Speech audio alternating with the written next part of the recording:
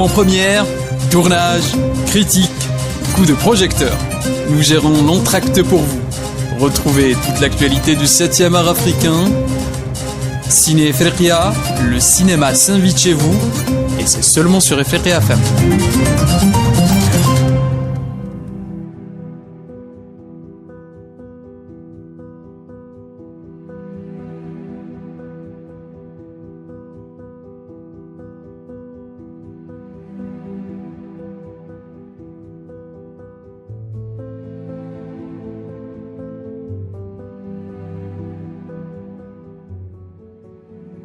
Chers amis, bonjour, c'est Ahmed Bedjaoui. Je vous retrouve pour votre émission Ciné Africa sur les ondes de Africa FM.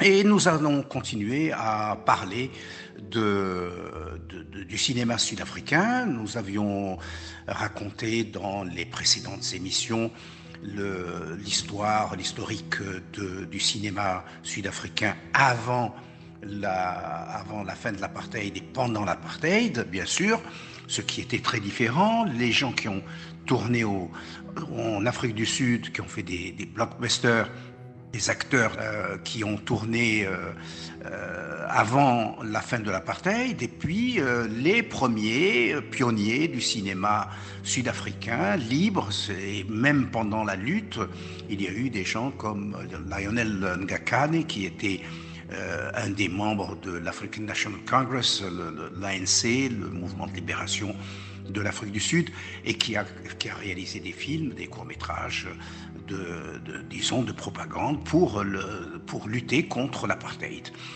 Ensuite, on a parlé des films qui ont traité de la relation de Nelson Mandela, devenu une vedette mondiale politiquement, après sa libération, toutes ces années qu'il a passées au bagne, presque 20 ans au bagne, et ensuite, donc, il y a énormément de films qui se sont faits sur lui, alors qu'il était auparavant traité de terroriste, bien sûr, comme on traite aujourd'hui tous les gens qui luttent pour leur liberté de terroristes.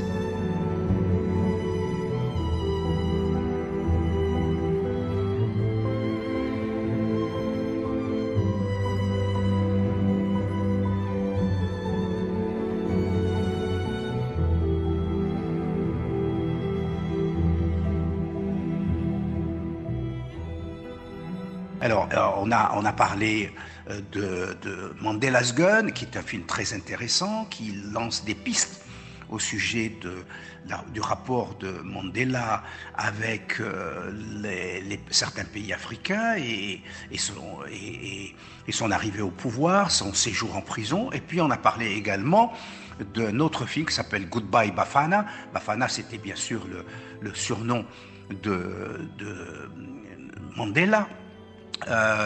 Et c'est un film, Goodbye Bafana est un film de Billy August qu'il a réalisé en 2007 avec Diane Kruger, qui d'ailleurs, je crois, est d'origine sud-africaine. L'histoire, c'est l'histoire de James Gregory, qui est un Sud-Africain blanc, gardien de prison de Nelson Mandela, depuis l'incarcération de ce dernier en 64 jusqu'à sa libération en 90. Le film de Billy August revient sur ces 27 années d'incarcération, et non pas 20, de Nelson Mandela, et la relation qu'il a tissée avec son geôlier, un Sud-Africain, James Gregory, qui était chargé de le surveiller. Et puis il y a eu un autre film en 2009, qui était un film britannique réalisé cette fois par Pete Travis, et qui évoque les pourparlers qui ont eu lieu entre le Congrès national africain, le National African Congress, et le Parti national afrikaner pendant les derniers jours de l'apartheid. Alors c'est un film très intéressant, ça s'appelle Le procès contre Mandela et les autres. Et c'est un film qui est à la fois un film documentaire, un film d'archives, un film archival, puisqu'il reprend toutes les archives non connues, inédites, qui avaient été filmées pendant le procès de Mandela. Et donc il met en image les paroles du procès de Nelson Mandela.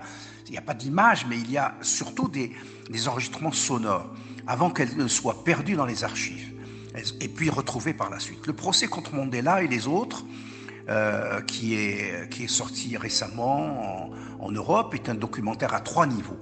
Il se compose des enregistrements purement sonores et totalement inédits du procès qui s'est déroulé à Rivonia, où Nelson Mandela et ses compagnons de l'African National Congress ont été condamnés à la prison à vie en 1964, de la parole des survivants recueillie en 2017. Donc depuis le procès, les interventions des accusés en 1964 jusque la parole des survivants de l'ANC en 2017, et parmi eux, évidemment, ceux qui ont été condamnés à la prison à vie, qui sont sortis de la prison.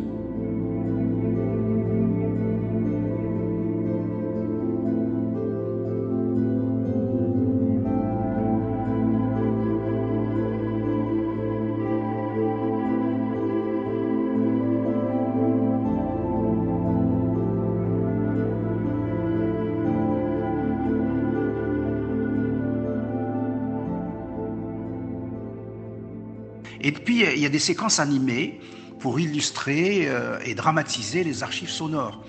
Au résultat, à l'arrivée, c'est un film tout à fait passionnant, assez complexe, puisqu'il mêle plusieurs genres dans un seul film, et dont le procédé est de rendre visible la parole passée. Même s'il n'y a pas d'image, les réalisateurs ont réussi, ce sont des journalistes en général, des grands reporters qui ont réussi à mettre en image des paroles, à les mettre en scène. Les réalisateurs du film, en particulier le chef opérateur Gilles Porte et le grand reporter Nicolas Champeau, expliquent comment ils ont pu accéder à des archives inédites et essentielles pour créer le film. Et puis, il y a également un autre film qui s'appelle Mandela and de Klerk. De Klerk était le leader de l'Afrique du Sud à la fin de l'apartheid. Ce film sur Nelson Mandela, qui est dirigé par Joseph Sargent, et avec Sidney Poitier. Sidney Poitier qui a été le premier réalisateur noir américain autorisé à tourner des rôles de personnes d'origine africaine. Et puis il y a également dans la distribution Michael Caine, qui sera nominé pour de nombreuses récompenses après sa sortie en 1997.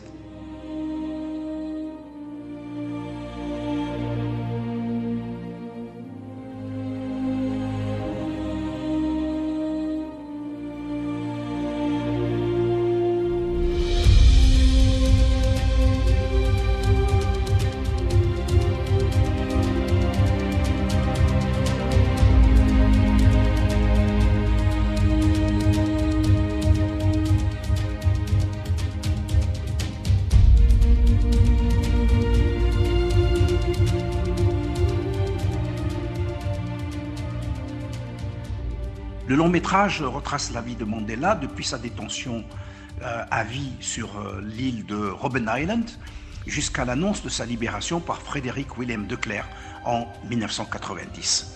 Et puis nous avons ce fameux film de Clint Eastwood qui s'appelle Invictus.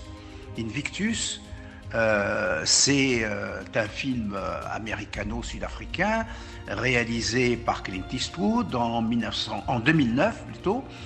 Les acteurs majeurs, les stars sont Matt Damon et Morgan Freeman qui jouent le rôle de Mandela et jouant respectivement François Pienaar, capitaine de rugby de l'équipe nationale sud-africaine, les Springboks, ils sont ainsi appelés, et Nelson Mandela pour le rôle de Morgan Freeman.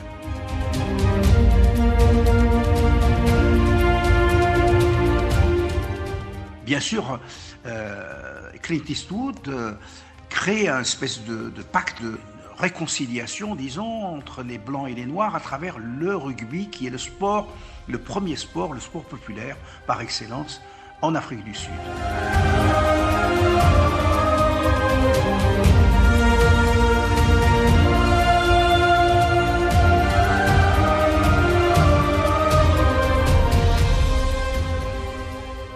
La trame s'appuie sur un livre, et c'est adapté d'un livre de John Carlin qui s'appelle Playing the Enemy, jouer contre l'ennemi, ou bien affronter l'ennemi. Nelson Mandela, alors Playing the Enemy, et le sous-titre c'est Nelson Mandela and the Game That Made a Nation. Et le sous-titre c'est Nelson Mandela et la partie ou le tournoi qui a construit une nation. Donc voilà, le propos est assez simple, mais en même temps très insidieux, puisque pour faire oublier l'apartheid, pour faire oublier la collusion entre la ségrégation aux États-Unis et l'apartheid en Afrique du Sud, et l'apartheid également en Israël, puisqu'il y avait une connivence nucléaire entre Israël et l'Afrique du Sud à ce moment-là. La trame donc s'appuie sur ce livre qui raconte les événements en Afrique du Sud avant et durant la Coupe du Monde de rugby en 1995.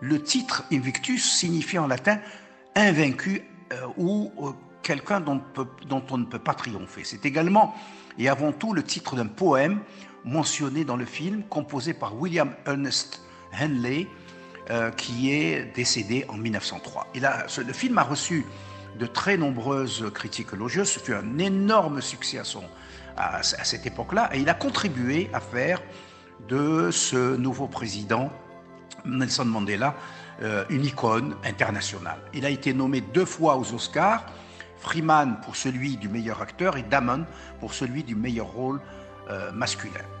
Alors le synopsis, on peut résumer le film simplement en disant qu'en 1995, l'Afrique du Sud organise la Coupe du Monde de rugby à 15.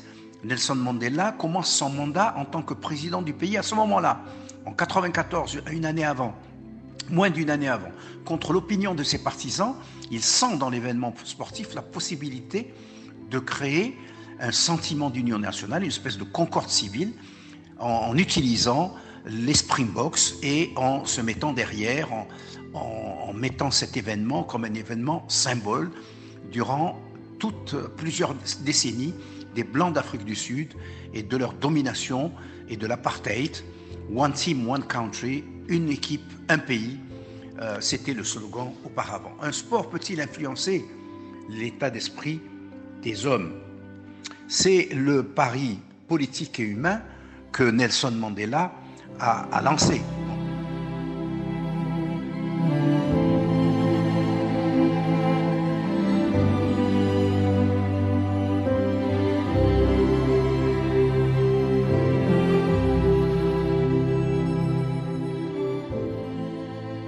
Après 27 ans d'emprisonnement, Nelson Mandela réagit contre la peur réciproque des communautés. La situation est extrêmement tendue.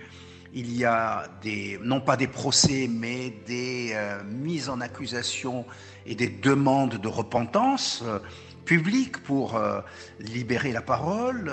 Ça s'est fait de manière finalement assez souple, et ça a permis aux Blancs sud-africains de rester dans le pays et de constituer une des communautés majeures de l'économie de ce pays.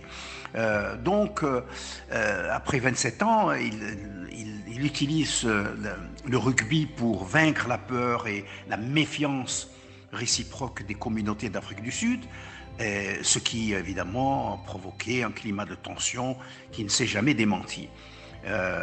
Il s'agit de faire vivre la nation arc-en-ciel, puisque c'est cette nation arc-en-ciel, les Springboks, qui s'appelait ainsi.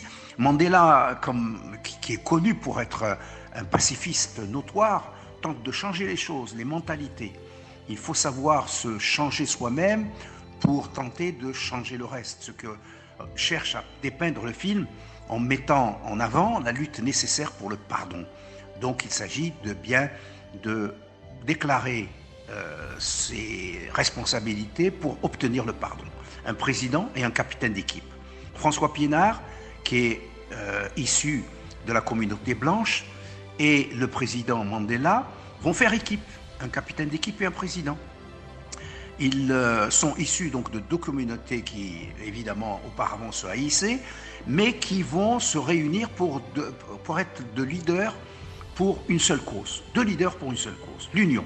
La médiocre équipe de Springboks aidera-t-elle à la réconciliation de l'Afrique du Sud? Cette nation a soif de grandeur, tel est donc l'espoir de Mandela. Et il faut dire qu'à l'époque, c'était pas une époque... Bon, les Springboks ont brillé pendant longtemps. Il n'y avait que des Blancs qui pouvaient participer au tournoi de rugby et être sélectionnés en équipe nationale. Mais finalement, cette restriction a fini par coûter la grandeur de cette équipe des Springboks qui a été reléguée à un rôle subalterne.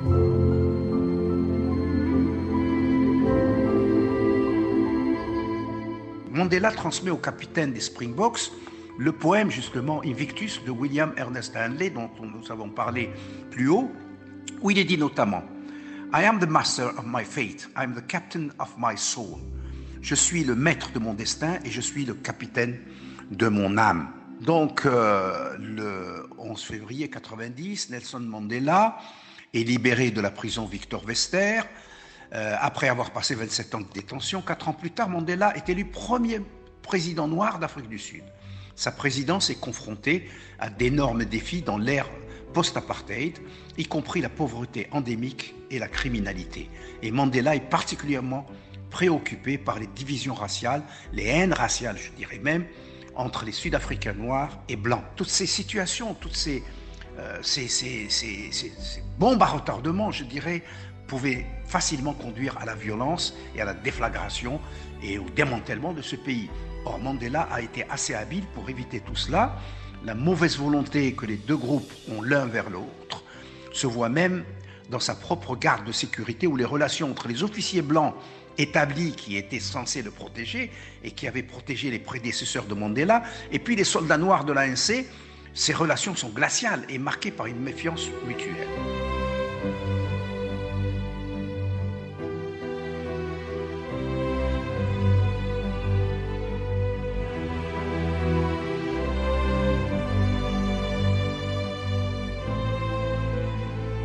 Voilà, je vais vous laisser sur ces paroles. Nous continuerons à parler et d'Invictus et des autres films qui concernent Nelson Mandela. Je voudrais vous remercier pour votre attention. Je voudrais remercier également Sidi Ahmed Belli et l'équipe technique de nous avoir suivis. Et je vous donne rendez-vous à une prochaine émission de Ciné Africain. À très bientôt.